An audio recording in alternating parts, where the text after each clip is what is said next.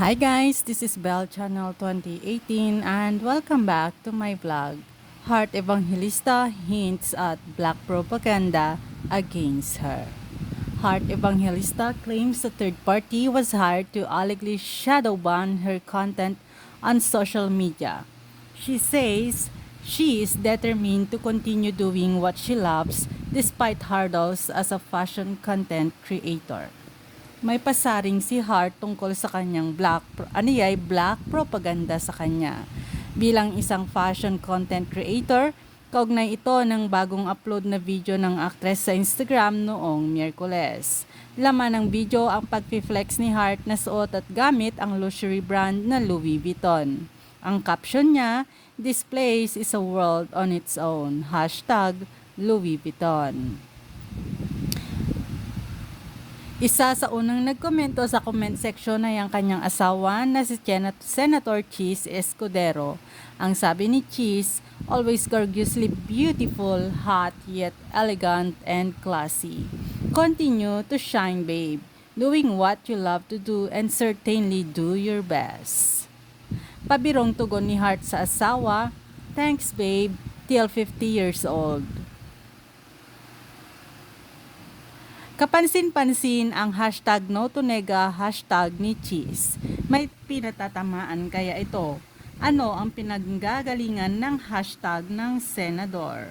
Sumunod na nagkomento sa IG post ni Hart ay isang newbie artist na si Bibo Bayona na pinuri ang pagiging trailblazer ni Hart sa fashion scene sa kabila ng paninira ng iba.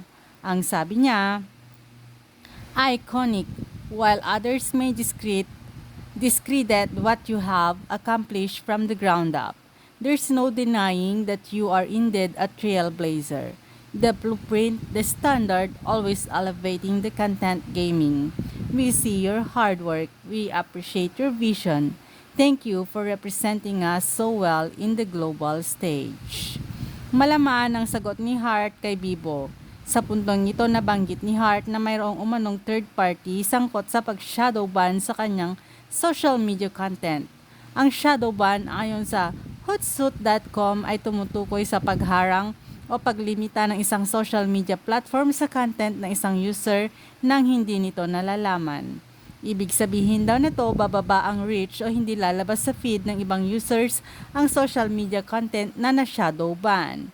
Hinaharang umano ng social media platform ang content ng user kung tingin nito ay hindi helpful ang content ng user o kaya naman ay may nagawa itong violation sa guidelines ng social media platform. Hindi tinukoy ni Hart kung sino ang hinala niyang third party sa dinanas niyang shadow ban sa social media. Basta desidido raw siyang ipagpatuloy ang ginagawa. "Because I don't do this for fame, I do this for love and passion." Dagdag ni Hart, "I will keep doing this till I'm old and gray, even if no one is looking. I will continue to express myself through fashion because this gives me happiness." Samantala, may ilan pang netizen ang pumuri kay Hart.